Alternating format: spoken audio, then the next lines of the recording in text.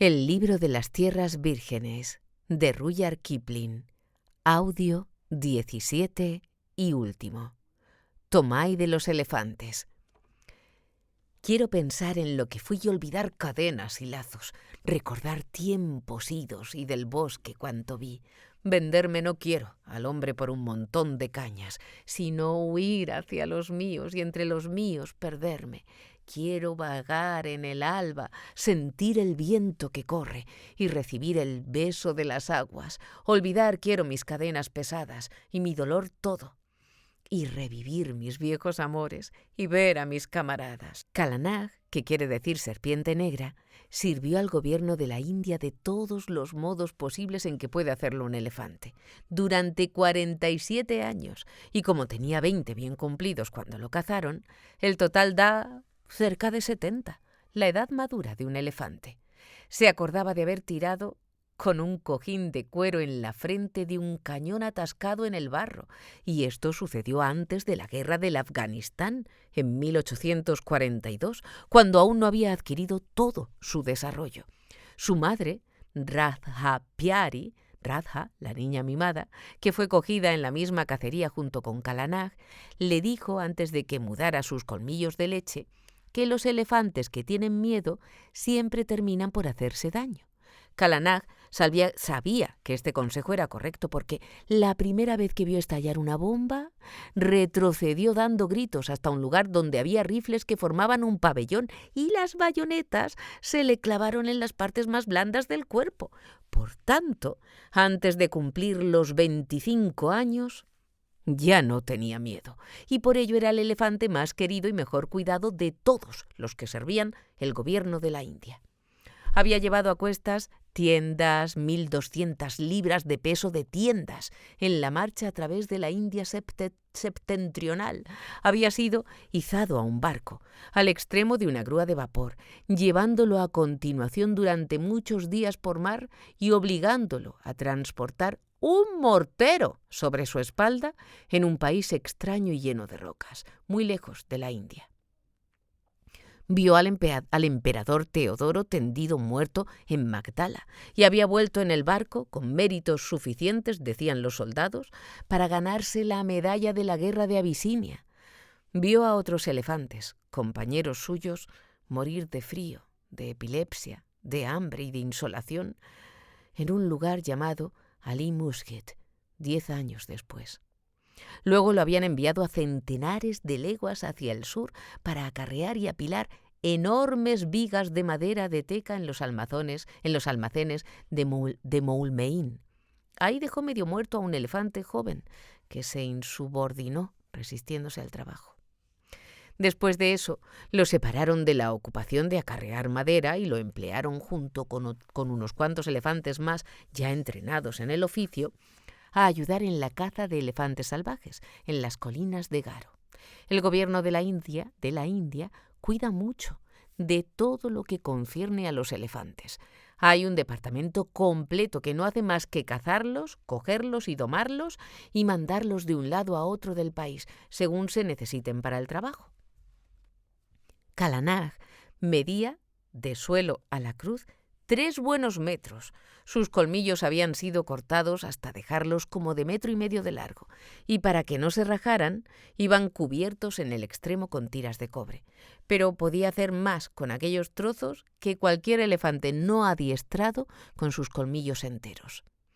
Cuando después de semanas y semanas de vigilante labor, acorralando a los elefantes por las montañas, los 40 o 50 monstruos salvajes eran dirigidos hacia la última empalizada y la enorme puerta de troncos de árbol unidos, después de levantada, caía con estrépito detrás de ellos, Kalanag, a una voz de mando, entraba en aquel movedizo y bramador pandemonium, generalmente de noche, cuando la vacilante luz de las antorchas dificultaba juzgar bien las distancias, y cogiendo por su cuenta al mayor y más salvaje de los elefantes y de más largos colmillos, lo golpeaba y acosaba hasta reducirlo al silencio y a la quietud, mientras los hombres, montados en otros elefantes, lanzaban cuerdas y ataban a los más pequeños.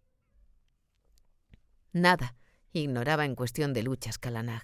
la vieja y avisada serpiente negra, porque en sus viejos tiempos más de una vez había resistido la embestida del tigre herido y, enroscando la suave trompa para resguardarla de peligro, había lanzado al aire a la fiera en el momento en que ésta saltaba, haciendo todo esto con un rápido movimiento de cabeza, parecido al que hace una hoz, e inventado por él mismo, la había revolcado por el suelo y luego se le arrodillaba encima y allí mantenía sus enormes rodillas hasta que la vida abandonaba el cuerpo con un suspiro y un rugido, y dejando solo sobre la tierra una masa fofa y rayada que luego arrastraba Calanaj asiéndola de la cola.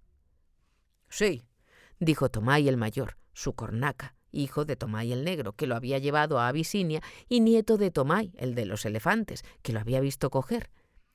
«Nada hay que asuste a Serpiente Negra, excepto yo. Ha visto a 3 generaciones de nuestra familia alimentarlo y cuidarlo, y vivirá hasta ver la 4ª». «También me teme a mí», dijo Tomái el chico, poniéndose en pie en toda su estatura de poco más de 1 metro, con solo un trapo liado al cuerpo. El hijo primogénito de Tomái, el mayor, tenía 10 años de edad y, de acuerdo con la costumbre, tomaría el lugar de su padre en el cuello de Calanaj cuando fuera mayor, y empuñaría el pesado ancus de hierro, la aguijada para elefantes, cuya punta ya su padre había desgastado por el uso, como la habían desgastado también su abuelo y su bisabuelo. Sabía el muchacho lo que decía. Había nacido a la sombra de Calanaj. Había jugado con el extremo de su trompa antes de empezar a andar. Cuando ya pudo andar, lo condujo al abrevadero, y Calanaj jamás hubiera pensado en desobedecer sus chillonas voces de mando, como no había pensado tampoco en matarle aquel día que Tomái el mayor puso al recién nacido y moreno niño bajo los colmillos de Calanaj y le dijo a éste que saludara a su futuro amo. «Sí», dijo Tomái el chico, «me teme». Dio largos pasos hacia Calanaj, llamándole cerdo cebado, y le hizo levantar las patas una tras otra. «Vaya», dijo, «eres un elefante enorme». Movió su desgreñada cabeza y repitió las palabras de su padre. «Puede el gobierno pagar por los elefantes, pero pertenecen a nosotros, los mahouts. Cuando seas viejo, Calanaj, vendrá un rajá rico y te comprará al gobierno, por tu tamaño y por lo bien educado que estás. Y entonces ya no tendrás que hacer nada, como no sea llevar anillos de oro en las orejas, un pabellón de oro sobre la espalda y una tela roja a los lados, también cubierta de oro, y abrirás así la marcha en las procesiones del rey. Entonces me sentaré en tu cuello, Calanaj, llevando un ancus de plata, y algunos hombres, portando bastones dorados, correrán delante de nosotros y gritarán: «¡Paso al elefante del rey!». Bueno, será eso, Calanaj, pero no tan bueno como nuestras cacerías por las selvas. «Ch», dijo Tomái el mayor, «eres un chiquillo y tan salvaje como un búfalo joven.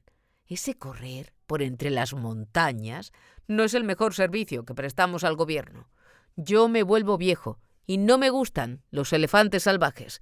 Que me den establos de ladrillo con un compartimento para cada elefante, gruesas estacas para amarrarlos fuertemente, y caminos llanos y anchos para hacerlos maniobrar en vez de ese ir y venir, acampando hoy aquí y mañana por el otro lado. Ah, vaya que eran buenos los cuarteles de Cawnpore.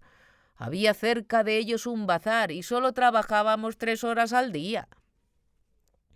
Tomái el chico se acordó de los locales para elefantes de Cawnpore y no dijo nada. Prefería con mucho la vida en el campamento y odiaba aquellos caminos llanos, anchos, la diaria obligación de ir a forrajear en los lugares destinados para ellos, las largas horas en que no había nada que hacer excepto mirar a Calanaj moviéndose impaciente, atado a sus estacas. Lo que le gustaba a Tomái el chico era subir por veredas difíciles que solo un elefante podía seguir, hundirse en el valle allá abajo, entrever a lo lejos a los elefantes salvajes paciendo a pocas leguas de distancia, la huida del jabalí asustado o del pavo real casi a los pies de Calanaj, las lluvias calientes y cegadoras cuando humean montes y valles, las hermosas mañanas llenas de niebla en que nadie sabía aún dónde dónde se acamparía aquella noche. La constante y cautelosa persecución de los elefantes salvajes, y la loca carrera, y el ruido y las llamaradas de la última noche de caza. Cuando los elefantes son empujados hacia la empalizada como peñas desprendidas en algún hundimiento de terreno, y viendo que no podían salir de allí, se arrojaban contra los pesados troncos y no se apartaban de ellos sino a fuerza de gritos, de blandir llameantes antorchas y de disparar cartuchos de salva. Hasta un chiquillo podía ser útil allí, y Tomái lo era como tres. Empuñaba su antorcha y la agitaba y gritaba como el que más. Pero lo mejor de todo era cuando empezaban a sacarse fuera los elefantes y la quedá, esto es, la empalizada, parecía un cuadro del fin del mundo, y los hombres tenían que entenderse por signos porque no podían escucharse ni a sí mismos. Entonces Tomái el chico trepaba hasta el extremo de uno de los vacilantes troncos de la empalizada, con el pelo castaño sobre los hombros, aquel pelo requemado, desteñido por el sol, hasta hacerlo blanquear, y el rapaz parecía un duende, iluminado por las llamas de las teas. Cuando se calmaba algo de tumulto, se oían entonces las chillonas voces con que animaba a Calanag, dominando bramidos, crujidos, chasquear de cuerdas y gruñir de los atados elefantes. ¡Mai, mai, Calanag! Sigue, sigue, serpiente negra. ¡Danto! Dale con el colmillo. ¡Somalo, somalo! Cuidado, cuidado. ¡Maro, maro! Duro, duro con él. ¡Cuidado con el poste! ¡Arre, arre! ¡Ay, ay, ay, ay, ay! Gritaba el muchacho, y la gran lucha entre Calanag y el elefante salvaje era sostenida ya en un lado, ya en otro, dentro de la empalizada. Los cazadores de elefantes se enjugaban el sudor que les escurría por el rostro, y no se olvidaban de dirigir un saludo de aprobación a Tomái el chico, el cual bailaba de alegría en el extremo de los troncos. Pero hizo algo más que bailar. Una noche se dejó resbalar del tronco en que estaba y se mezcló entre los elefantes y arrojó el cabo de una cuerda que estaba allí en el suelo a uno de los cazadores que trataban de lanzarla a la pata de uno de los elefantes más jóvenes, en tanto que éste coceaba. Los pequeños siempre dan más trabajo que los ya crecidos. Calanag lo vio, lo cogió con la trompa y se lo pasó a Tomái el mayor. Este le dio unos pescozones y lo colocó de nuevo sobre el tronco. A la mañana siguiente lo regañó diciéndole: ¿acaso no es suficiente para ti tener buenos establos de ladrillo para los elefantes y acarrear tiendas de un lado al otro, ya que ahora necesitas ponerte a coger elefantes por tu propia cuenta como un perdido? ¿Sabe esto? Los cazadores, esos locos que ganan menos salario que yo, le hablaron ya del asunto a Petersen Sahib. Tomái el chico sintió miedo. Conocía poco acerca de hombres blancos, pero Petersen Sahib era el más grande hombre blanco del mundo para él. Era el jefe de las operaciones de la Quedá, el hombre que cogía todos los elefantes para el gobierno de la India y el que conocía mejor que nadie sus costumbres. ¿Qué sucederá?, dijo Tomái el chico. ¿Qué sucederá? Sucederá lo peor. Petersen Sahib es un loco. Si no lo fuera, ¿crees tú que iría a la caza de esos diablos? Inclusive puede pedirte que seas un cazador de elefantes y que te haga dormir en cualquier parte de esas selvas llenas de fiebres, para que finalmente te pateen hasta matarte en la Quedá. Bueno es que todas esas bromas terminen ahora sin accidentes. La semana próxima se acaba la cacería, y nosotros, la gente del llano, seremos enviados de nuevo a nuestros puestos. Entonces podremos andar por buenos caminos y olvidarnos de todas estas cacerías. Pero, hijo mío, me duele que te mezcles en un asunto que pertenece a esas sucias personas de la selva, que se llaman asameses. Calanag solo me obedece a mí, y por tanto debo ir con él a la Quedá, pero él no es más que un elefante de combate y no ayuda a atar a los demás. Por eso permanezco yo sentado con toda comodidad como conviene a un mahout, no un mero cazador. A un mahout, digo, a un hombre que podrá disfrutar de una pensión cuando termine el servicio. ¿Acaso la familia de Tomái, el de los elefantes, merece que la pisoteen en el polvo de una Quedá? ¡Malijo, pillo, perdido! Ve y lava a Calanag, límpiale las orejas. Y ve que no tenga espinas en las patas. De lo contrario, Petersen Sahib te cogerá y hará de ti un cazador medio salvaje, un ojeador de elefantes, de los que siguen sus huellas, un oso de la selva. ¡Ay, qué vergüenza! ¡Quita, vete! Tomai, el chico, se alejó sin decir palabra, pero le contó a Kalanak todas sus penas mientras le examinaba las patas. «No importa», dijo el muchacho levantándole la punta de la pesada oreja derecha. «Le dijeron mi nombre, a Petersen Sahib, y quizá, quién sabe. ¡Ah, mira qué espina! ¡Tan grande te arranco!». Los siguientes días se emplearon en reunir a los elefantes, en obligar a caminar a los elefantes que acababan de ser capturados, entre otros 2 ya domesticados, para que luego no dieran tanto trabajo al emprender la marcha descendente hacia los llanos, y por último, en recoger mantas, cuerdas y otras cosas que habían quedado estropeadas o se habían perdido en el bosque. Petersen Sahib llegó en una diestra elefante hembra llamada Pudmini. Ya había visitado otros de los campamentos ubicados entre los montes porque la estación terminaba y debía verificar los pagos. Bajo un árbol,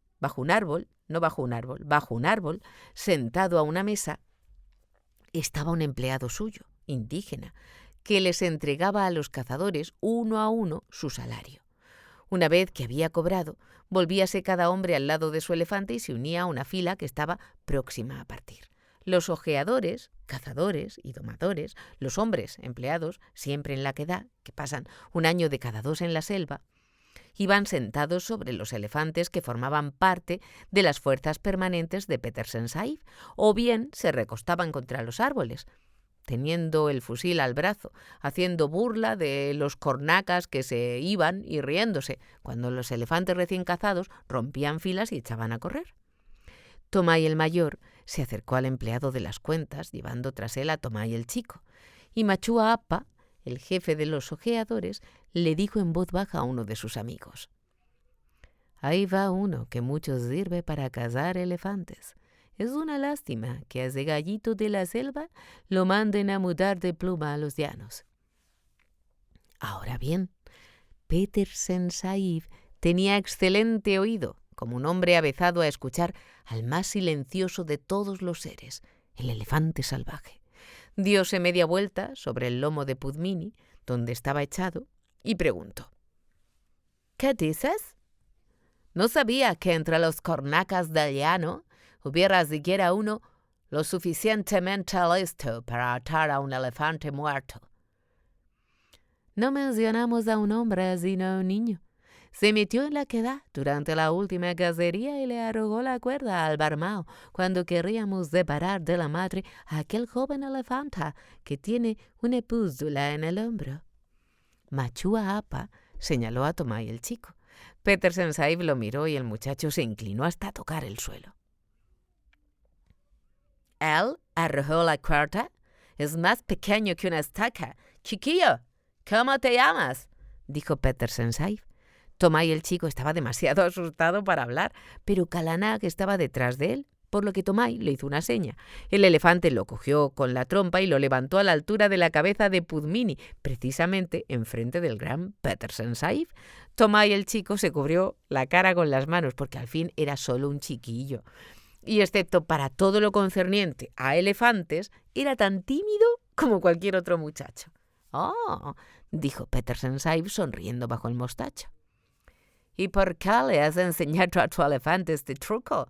¿Para que te ayude a robar el trigo verde que ponen a secar en el techo a las casas?».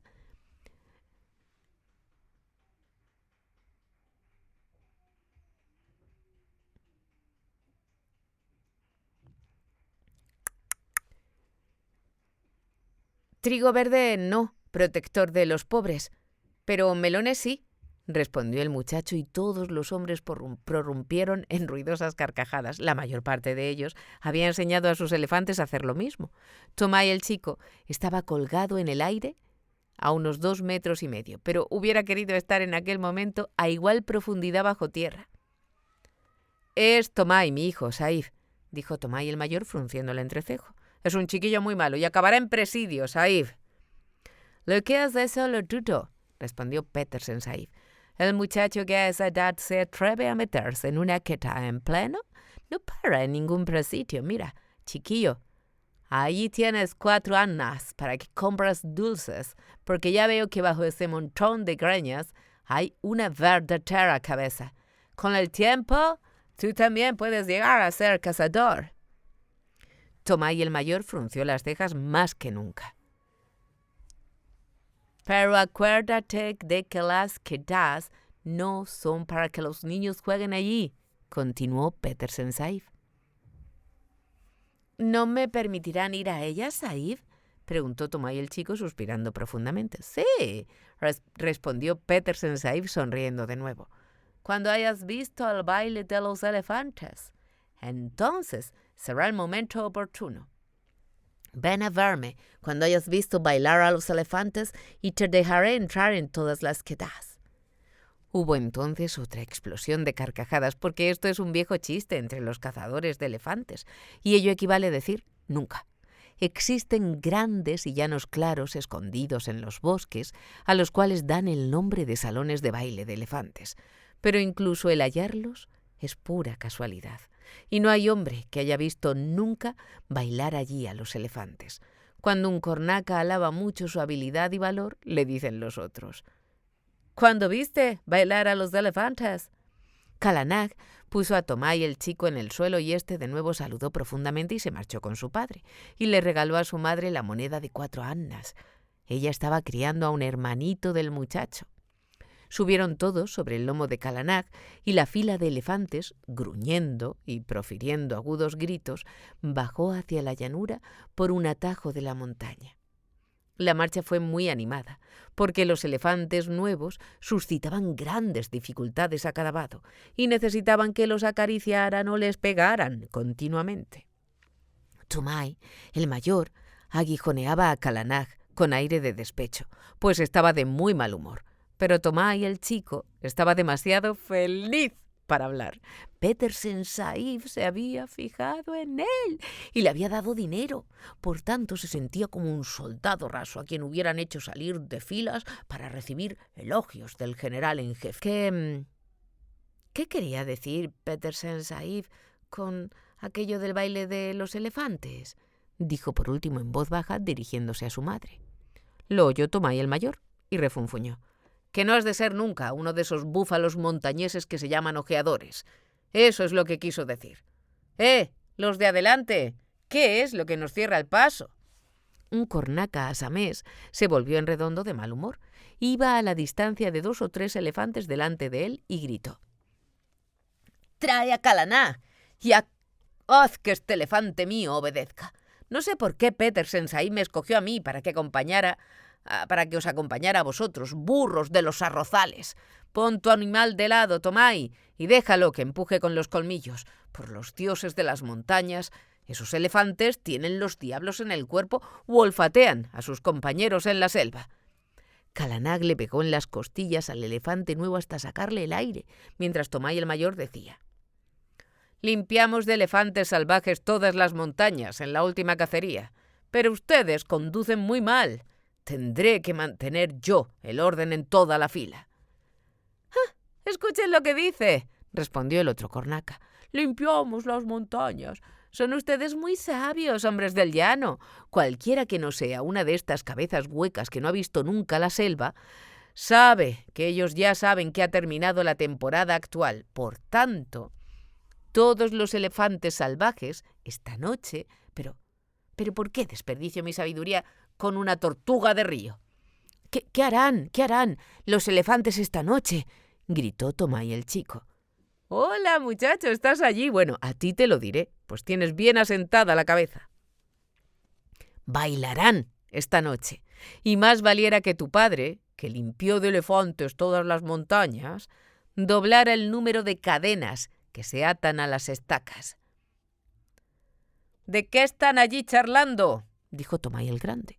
«Durante 40 años mi padre y yo hemos cuidado elefantes, y nunca hemos oído que sea verdad que bailen».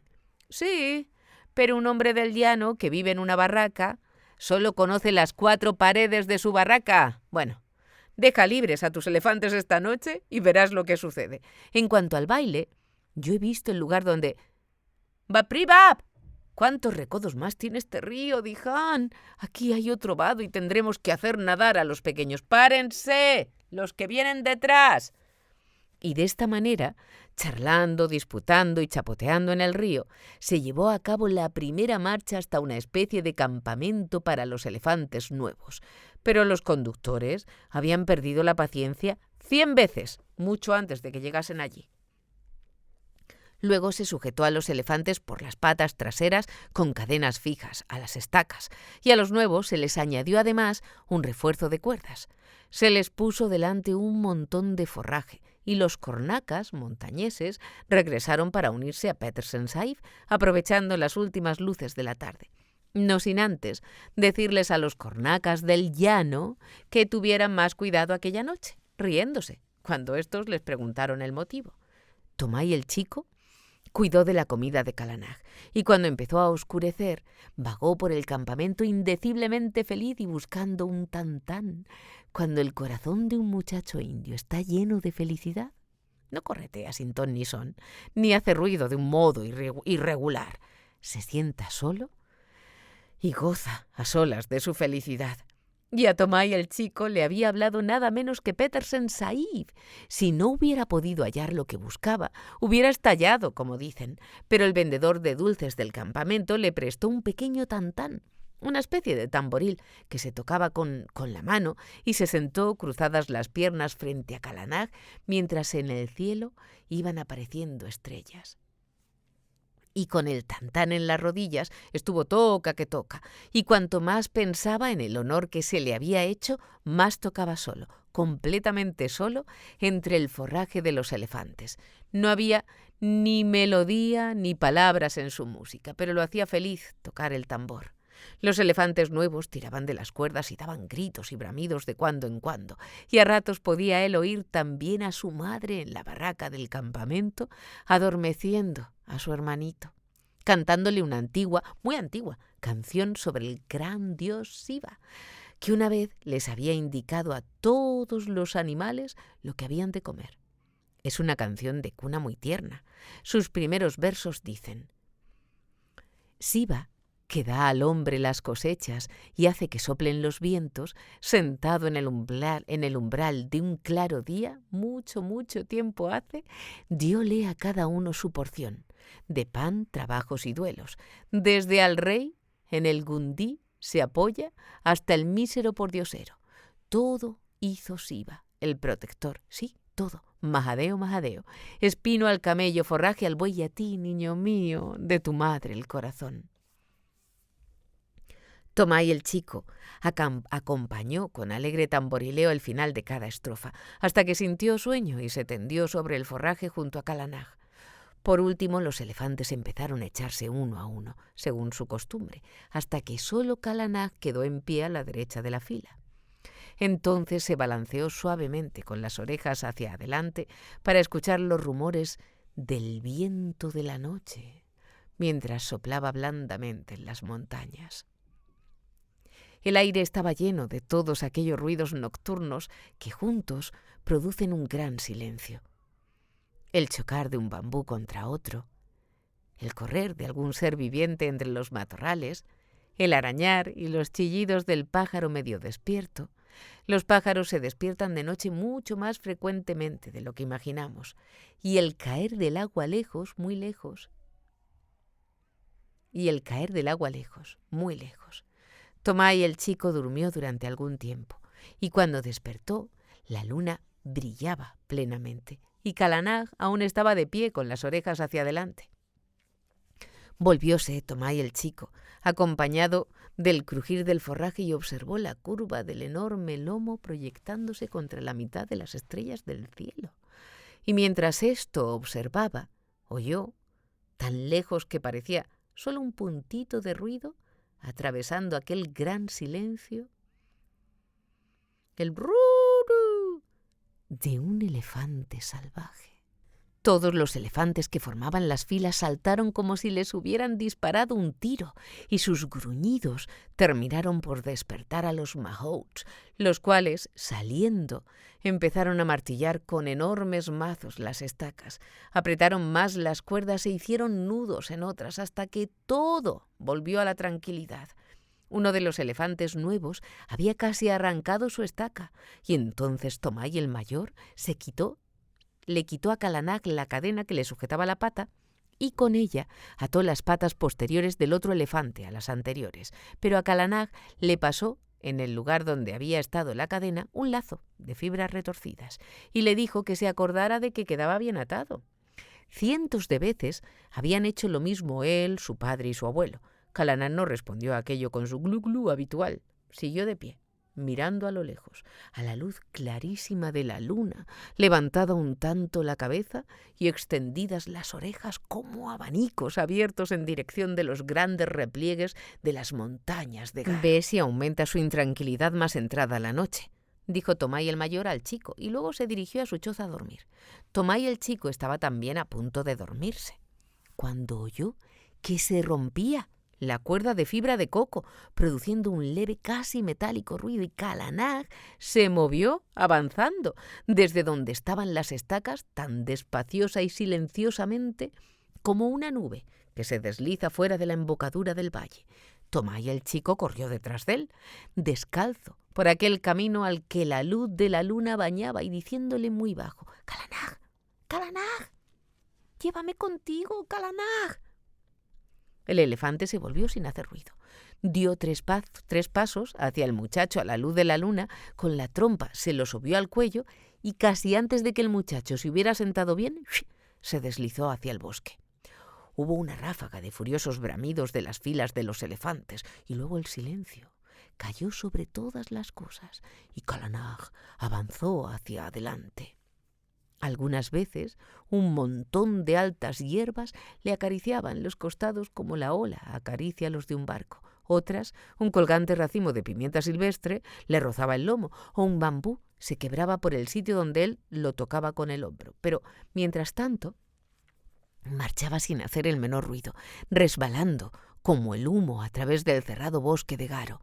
Marchaba monte arriba, pero aunque Tomái el chico veía las estrellas por entre los árboles, no sabría decir en qué dirección. Entonces Kalanag llegó a la cima de la pendiente y se detuvo por un momento, y el muchacho pudo ver las copas de los árboles como manchas o como grandes pieles tendidas a la luz de la luna, en un espacio de muchísimas leguas de terreno, y la niebla de color blanco azulado que flotaba sobre el río en la hondonada. Se echó Tomái hacia adelante y, casi recostado, miró, sintiendo que todo el bosque velaba allá lejos, que todo él velaba y vivía, y estaba habitado por multitud de seres. Pasó rozándole una oreja uno de esos enormes y pardos murciélagos que se alimentan de frutos. En la espesura se oyó el choque de las púas de un puercoespín, y allá en la oscuridad, entre los troncos de los árboles, oyó un jabalí hozando en la tierra húmeda y tibia, resoplando al hacerlo.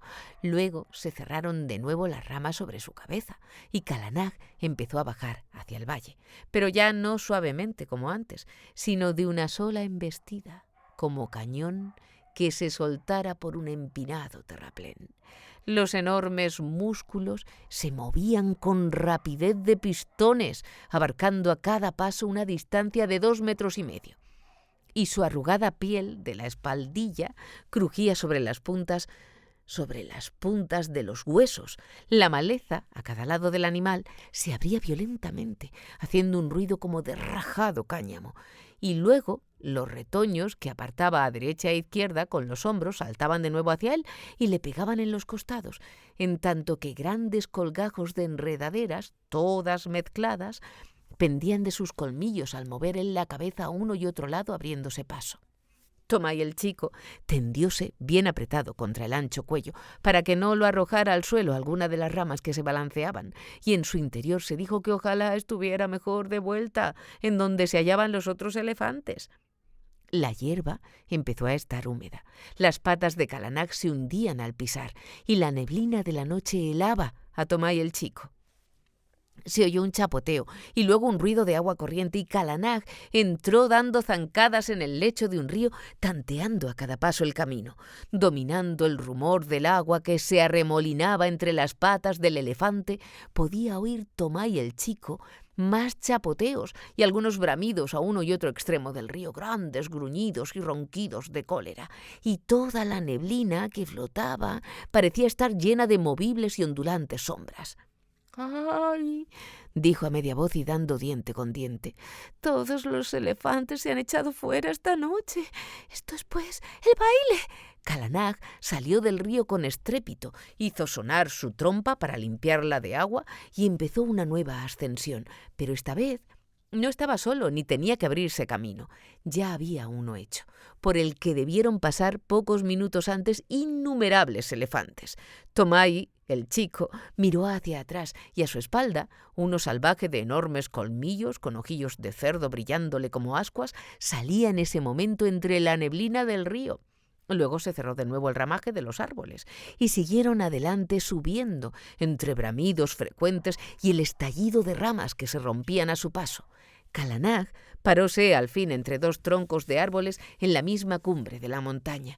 Formaban aquellos parte de un círculo de árboles que crecían alrededor de un espacio irregular de unas 150 áreas, y en todo ese espacio pudo ver Tomai el chico que la tierra había sido apisonada hasta que estuvo dura como un ladrillo.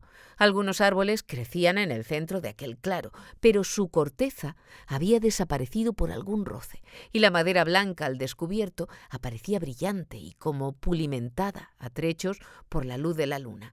Colgaban de las ramas más altas enredaderas, cuyas flores, como campanillas, grandes, blancas como de cera y parecidas a clemátides, colgaban también profundamente dormidas. Pero dentro de los límites de aquel claro no crecía ni un solo tallo de hierba, solo había la tierra apisonada. La luna daba a ésta un color gris de hierro, excepto donde algunos elefantes permanecían de pie y su sombra era negra como la tinta. Tomai el chico miró, conteniendo el aliento, con ojos que querían salírsele de las órbitas, y mientras miraba, más y más elefantes salían balanceándose de entre los árboles y entraban en el espacio abierto. Tomai el chico no sabía contar sino hasta el número 10, y contó una y otra vez con sus dedos, hasta que perdió la cuenta de tantos dieces y la cabeza parecía darle vueltas. Fuera del claro oía el chasquido de la maleza al romperse cuando pasaban los elefantes, subiendo por la montaña, pero una vez que entraban en el círculo formado por los troncos de los árboles, se movían como si solo fueran sombras. Había allí muchos salvajes de blancos colmillos con hojas, frutos y ramitas que se les habían quedado en las arrugas del pescuezo o en los pliegues de las orejas. Gruesas hembras de pesado andar, con inquietos pequeñuelos de un color negro un poco rosado que no medían más de 1 metro aproximadamente de altura, que correteaban por debajo del vientre de sus madres. Jóvenes elefantes, cuyos colmillos apenas les empezaban a salir y que se sentían muy orgullosos de tenerlos. Hembras flacas, demacradas, que habían quedado solteras, de caras ansiosas y hundidas y trompas que semejaban ásperas cortezas. Elefantes luchadores, viejos y salvajes, llenos de cicatrices desde la paletilla hasta el costado, con grandes verdugones y heridas mal cerradas de las pasadas luchas, y el barro de sus solitarios baños colgando, endurecido, de cada lado de los hombros, y por último había uno con un colmillo roto, y las señales, el terrible vaciado que deja la garra del tigre en la piel. Estaban todos de pie frente a frente, o caminaban de un lado a otro en aquel pedazo de terreno de 2 en 2, o se mecían solitarios, docenas y más docenas de elefantes. Tomai sabía que, mientras permaneciera acostado y quieto sobre el cuello de Kalanag, nada le ocurriría, porque hasta en las embestidas y luchas de una quedá, ningún elefante salvaje coge con la trompa a un hombre para desmontarlo del cuello del elefante domesticado. Por lo demás, aquellos ni siquiera se acordaban de los hombres en tal noche. Por un momento se mantuvieron quietos y alerta con las orejas hacia adelante, al oír sonar unos hierros en el bosque, pero se trataba de Pudmini, el elefante mimado de Petersen Sahib, que había arrancado por completo su cadena y llegaba gruñendo, resoplando montaña arriba. Debió haber roto sus estacas y dirigióse derechamente hacia aquel sitio desde el campamento de Petersen Sahib. Tomái el chico vio también otro elefante que no conocía, con profundas desolladuras en los lomos y en el pecho producidas por cuerdas. Probablemente se había escapado de algún campamento situado en las montañas. Por fin ya no se oyeron en el bosque más ruidos de elefantes, y Kala Nag avanzó desde su lugar entre los árboles hasta el centro del grupo, produciendo una especie de raro cloqueo acompañado de guturales susurros, y después de esto, todos los elefantes empezaron a moverse y a hablar en su lenguaje. Echado como estaba, Tomái el chico vio centenares de anchos dorsos, orejas que se balanceaban, trompas que se movían y ojillos que rondaban en sus cuencas. Oyó el golpear de colmillos al chocar casualmente unos contra otros, el seco rozar de las trompas enlazadas, el de los enormes costados y espaldillas en medio de aquella muchedumbre y el chasquido o zumbido de las enormes colas. Luego pasó una nube por delante de la luna y se quedó él en la más completa oscuridad. Pero siguió del mismo modo el silencioso rozar, empujar y producir sordos ruidos guturales. Sabía el muchacho que había elefantes en torno de Kala Nag y que no había la menor probabilidad de sacarlo de aquella reunión. Por tanto, apretó los dientes y se echó a temblar. Por lo menos en una quedá había luz de antorchas y gritería, pero aquí estaba completamente solo y a oscuras, y hubo un momento en que sintió, junto a su rodilla, el roce de una trompa. Después bramó un elefante y todos lo imitaron durante 5 o 10 terribles segundos. El rocío cayó desde los árboles como lluvia sobre las invisibles espaldas, y empezó a escucharse un ruido sordo, muy bajo al principio, y Tomái el chico no adivinaba de dónde provenía o qué significaba, pero fue creciendo, y Kala Nag levantó una pata delantera y luego la otra y las dejó caer en el suelo. 1, 2, 1, 2, con tal fuerza como si fuesen grandes martillos de herrería. Ahora los elefantes pateaban todos a la vez y aquello resonaba como tambor de guerra que alguien tocara a la boca de una caverna. El rocío cayó de los árboles hasta que ya no hubo más. El estruendo continuaba, la tierra retemblaba y Tomái el chico se tapó los oídos con las manos para amortiguar el ruido. Pero era tan gigantesco, desapacible y repetido aquel golpear de centenares de pesadas patas sobre la tierra desnuda, que le pareció que su cuerpo vibraba todo entero. 1 o 2 veces sintió como Kala Nag y los otros se adelantaban algunos pasos, y el pisar ruidoso se convertía en rumor de cosas verdes, tiernas y jugosas que eran aplastadas. Pero 1 minuto o 2 después empezaba de nuevo aquel violento quejarse, moverse de las patas sobre la dura tierra. A poca distancia de él crujía y parecía quejarse un árbol. Alargó el brazo y tocó la corteza, pero siguió adelante Kala Nag, pateando aún, y no pudo darse cuenta del lugar donde se encontraba. Los elefantes no producían ninguno de sus acostumbrados sonidos, excepto una vez, cuando 2 o 3 de los más jóvenes chillaron al mismo tiempo.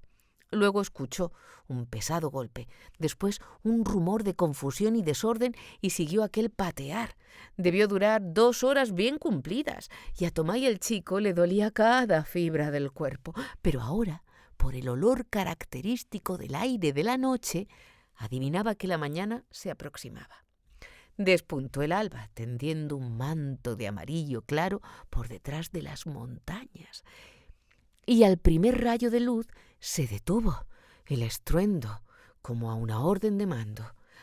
Antes de que Tomái el chico hubieran cesado de zumbarle los oídos, antes aún de que hubiera tenido tiempo de cambiar de posición, no quedó ningún elefante a la vista, excepto Kala Nag, Pudmini y el de las desolladuras producidas por las cuerdas, y no había ni el más leve signo, ni roce ni murmullo en las vertientes de los montes que indicara a dónde habían ido los demás elefantes. Tomái el chico miró fijamente una y otra vez. El claro aquel, según recordaba, había aumentado durante la noche. Había más árboles en el centro, pero la maleza y la hierba de los lados habían retrocedido. Miró de nuevo el muchacho atentamente. Ahora comprendía el apisonar. Los elefantes habían agrandado el sitio pateándolo todo. La hierba espesa y los jugosos juncos de las Indias habían sido convertidos primero en una masa inmunda, después la masa en tiras, las tiras en fibras delgadísimas y las fibras, por último, en dura tierra. «Ah», dijo Tomái el chico, y sentía que sus ojos se cerraban. «Kalaná, señor mío, juntémonos con Pudmini y vamos al campamento de Petersen Sahib, o de lo contrario me caeré de tu cuello al suelo». El tercer elefante miró marcharse juntos a los otros dos, resopló, dio media vuelta y tomó su propio camino. Debía de pertenecer a alguno de los reyezuelos indígenas que estaría a 10, 20 o 30 leguas de distancia. 2 horas más tarde, mientras Petersen Sahib desayunaba, los elefantes que habían sido atados con doble cadena aquella noche empezaron a dar bramidos, y Pudmini, llena de barro hasta los hombros, junto con Kalaná, que tenía las patas muy doloridas, entraron bamboleándose en el campamento. La cara de Tomái el chico estaba pálida y hundida, y tenía el muchacho el pelo lleno de hojas y empapado de rocío. Pero hizo un esfuerzo y saludó a Petersen Sahib gritando con voz apagada: ¡El baile de los elefantes! ¡Lo he visto y me estoy muriendo! Y al echarse Kalaná, él resbaló del cuello presa del mortal desmayo. Pero como los niños indígenas no tienen nervios de los que valga la pena hablar, al cabo de 2 horas ya estaba acostado muy contento en la hamaca de Petersen Sahib, con el capote de caza de este bajo la cabeza y en el estómago un vaso de leche caliente, un poco de brandy, una pequeña dosis de quinina, y mientras los viejos cazadores de las selvas, velludos y cubiertos de cicatrices, estaban sentados de 3 en fondo delante de él, mirándolo como si vieran a un fantasma, contó el muchacho lo que tenía que contar en breves palabras, como hacen los niños, y terminó así: «Ahora, si creen que dije mentiras, manden hombres para que lo vean. Verán que el pueblo de los elefantes apisonó un espacio mucho mayor que el de un salón de baile, y hallarán también 10 y muchas veces 10 pistas que llevan a ese salón. Ensancharon el sitio con las patas. Yo lo vi. Kalaná me llevó y yo lo vi. Kalaná también tiene muy cansadas las piernas». Tomái el chico se tendió y durmió durante toda la tarde, hasta el anochecer, y mientras dormía, Petersen Sahib y Machua Appa siguieron la pista de los 2 elefantes a través de los montes durante 4 leguas. 18 años había pasado Petersen Sahib cazando elefantes y solo un salón de baile como aquel había visto con anterioridad.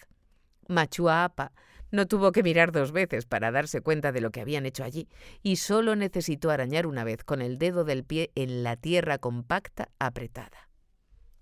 «Dijo verdad el muchacho», observó.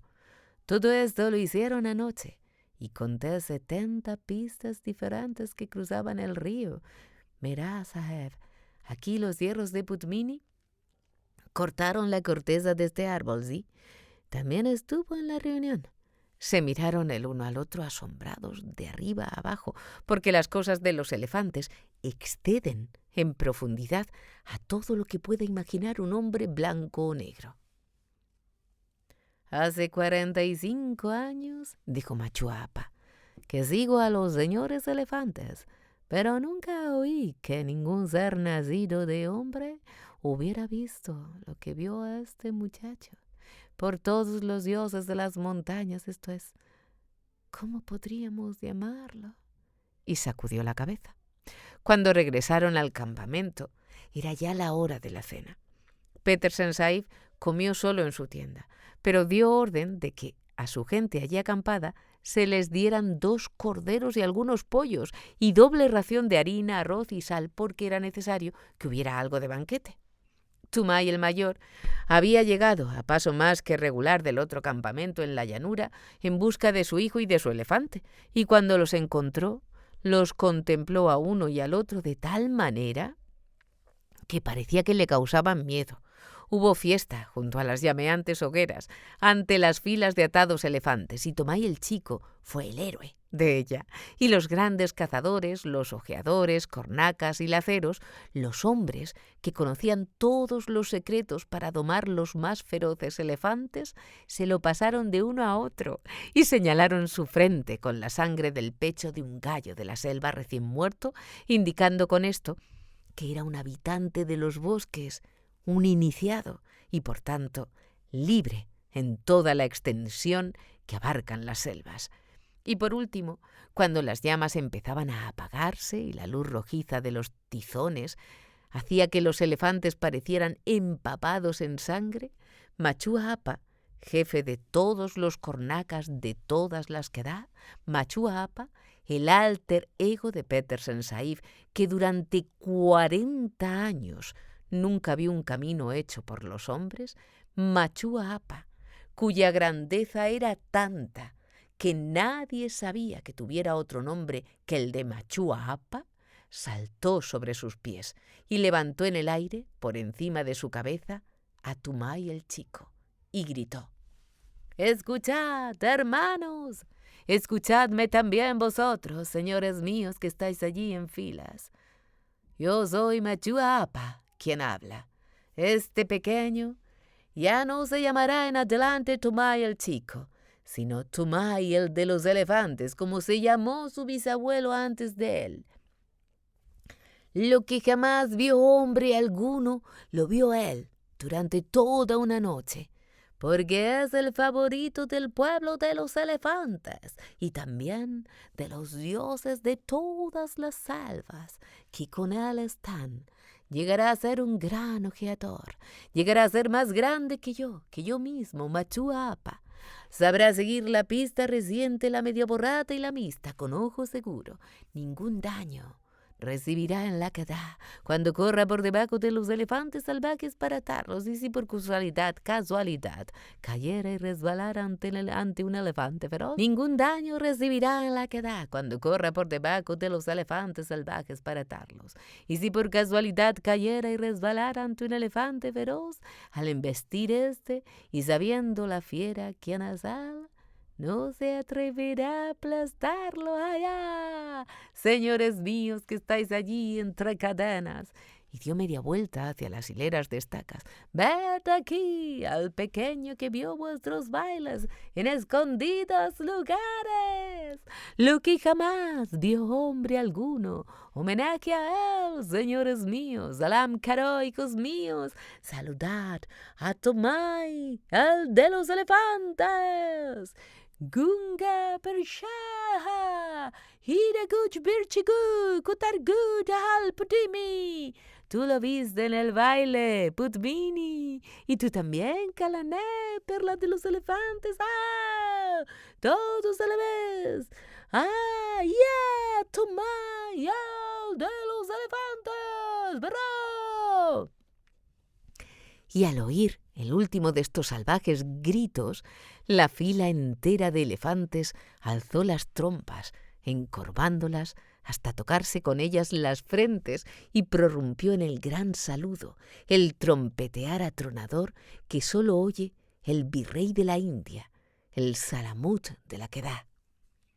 Pero todo esto se hacía solo por Tomái el Chico, que vio lo que jamás vio antes hombre alguno: el baile de los elefantes, en la noche y solo, en el corazón de las montañas de Garo.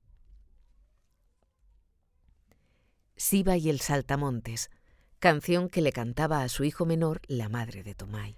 Siva y el saltamontes, canción que le cantaba a su hijo menor la madre de Tomái. Siva, que regala al hombre las cosechas y hace que el viento sople, sentado en el umbral de un claro día, de ello hace ya mucho tiempo, repartió a cada ser su porción, pan, trabajo y duelos, desde el rey que se reclina en el gudí hasta el pordiosero que a la puerta de la ciudad se sienta.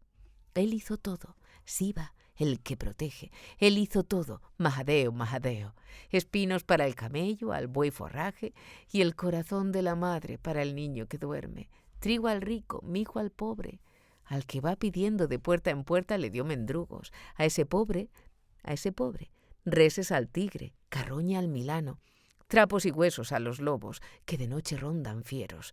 A todos proveyó, a ninguno pasó por alto, rico o pobre, pero Parvati, su mujer, quiso jugarle un juego. Al verlo en tantas cosas ocupado, robóle al dios un saltamontes, ocultólo en su pecho con cuidado. Esto hizo ella a Siva, el grande Mahadeo. Si hubiera sido un buey, pero hijo mío, solo era un insecto. Terminado que hubo el reparto, díjole ella a su dueño: entre 1.000.000 de bocas, ¿no quedará una sin alimento? Respondióle él riendo: ninguna. Y añadió sonriendo: ni siquiera la que ocultas en tu seno. Del pecho sacó el insecto Parvati, la ladrona, y viólo comer verde hojuela nacida en aquel momento. Vio ella asombrada el portento, y a los pies de Siva cayó temblando, y al dios rezó, al dios que cierto, a cuanto existe, dio alimento. Todo hizo Siva, el que protege, todo hizo Mahadeo. Espino dio al camello, forraje al buey, y para ti, mi niño, mi corazón aquí en el pecho. Fin del libro de las tierras vírgenes.